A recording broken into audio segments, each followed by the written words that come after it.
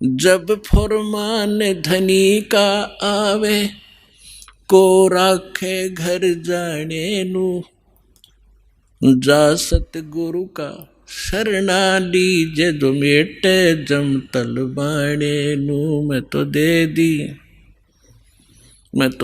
दी है बालम याने नू, मैं तो दे दी है बालम याने।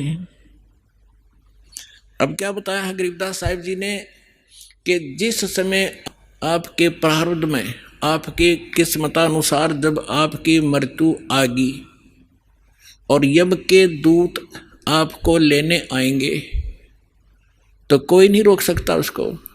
मासा घटे न तिल बधे, विद ना लिखे जो लेख। तो कैसे, अब यहाँ क्या बताना चाहते हैं कि यदि आपकी मृत्यु का समय आ गया और चाहे आप 30 वर्ष, 40 वर्ष, 50 वर्ष के हो, 10 वर्ष के हो, 2 वर्ष के हो, 4 वर्ष के हो, तो आपकी मृत्यु होगी ही होगी। फिर क्या बताते हैं कि जा सतगुरु का शरणा लीजिए, जो मिटे जम तलबाने नू। तलबाना माने जैसे सम्मन आते हैं कोर्ट से, और उस उच्च कोर्ट से या राष्ट्रपति से उसका सटे मिल जाता है, तो वो सम्मन वापस हो जाते हैं। तो यहाँ क्या बताना चाहते हैं कि जब फुरमान धनी का आया, आदेश आ गया, यहाँ जो विधाता ने विधान बना रखा है, तो को रखे घर जाने नू, और जा सतगुरु का शरणा लीजिए, मिटे जम तलबाने नू। धर्मराज दरबार में देई कबीर तलाक, मेरे भूले चुके हंस को तू पकड़िए मत कजाक। बोले पुरुष कबीर से धर्मराज कर जोड़े, तुमरे हंस को पकड़ो नहीं मुझे 2 ही लाख करोड़े। फिर क्या बताते हैं, धर्मराज ने फिर विनती की, प्रभु हे परमेश्वर, यहाँ का एक विधान है इस हमारे लोक का कि जैसा कर्म जिसने किया है वो दोनों भोगने पड़ेंगे, पुण्य भी और पाप भी। तो वो तो मैंने दंड देना पड़ेगा, उसका कोई समाधान बताओ। तो क्या बताते हैं कि कर्मों से तीरथ हैं वो अब जो जपे कबीरे, उनको तो पकड़ना पड़ेगा और जड़नी पड़े जंजीरे। वो तो मेरे बस की बात नहीं, विधान है परमात्मा। तब परमात्मा कबीर जी ने कहा कि कर्म भरम ब्रह्मंड के, मैं पल में करहूने से, जिन हमरी 2 ही दी सो करो हमारे पैसे। कहते हैं ये कर्म भ्रम तुमने यहाँ इनको मिसगाइड करके बुरे जुल्म करवा रहे हो तुम। ये कर्म भ्रम ब्रह्मांड के मैं पल में कर दूं नेस, इन पर कलम मार दूंगा, इनको खत्म कर दूंगा।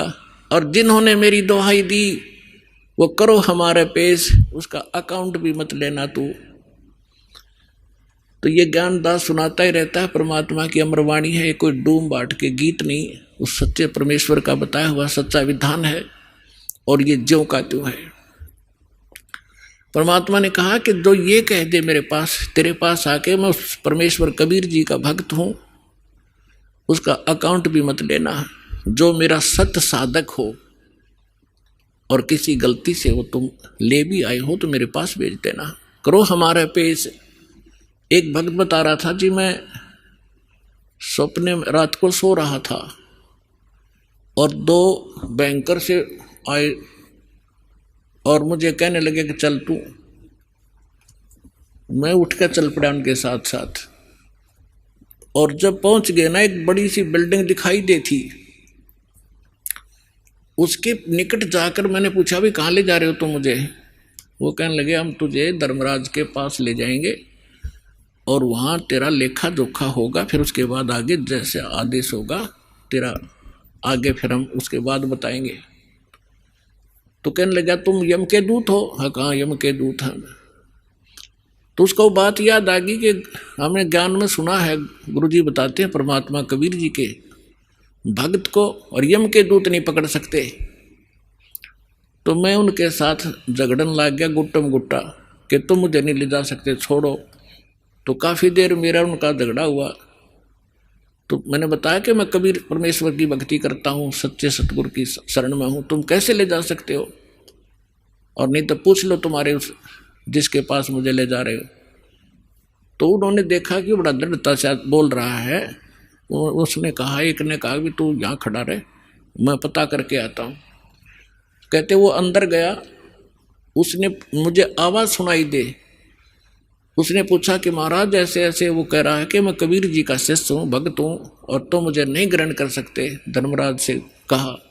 धर्मराज ने अकाउंट देखा, वो दोबारा खोल कर देखा कि निकम्मे की तले आई इसने, इसको वापस छोड़ दो फटाफट, मुन्ने भी मरवाओगे तुम। तो तभी वापस आया और कहने लगा, अरे छोड़, इसने बला ने ऊपर तो पटक दिया मैं, और न्यू आऊँ जैसे गोते खाता हुआ, झटके लगता हुआ, और एकदम बॉडी में प्रवेश किया। और जब मैं उठा, पसीना पसीना हो रहा, मेरी जाग खुल गई, नींद खुल गई, और काफ़ी देर तक मेरा शरीर सुन रहा, मैं हिल डुल नहीं सका, हिल डुल नहीं पाया। यदि मुझे ऐसी स्थिति मेरे शरीर की ना होती तो मैं सपना मानता इसको। तो उस दिन के बाद कह रहा कि और गणा दृढ़ विश्वास हो गया परमात्मा पे। तो यहाँ गरीबदास जी उसी परमात्मा की समर्थता बता रहे हैं।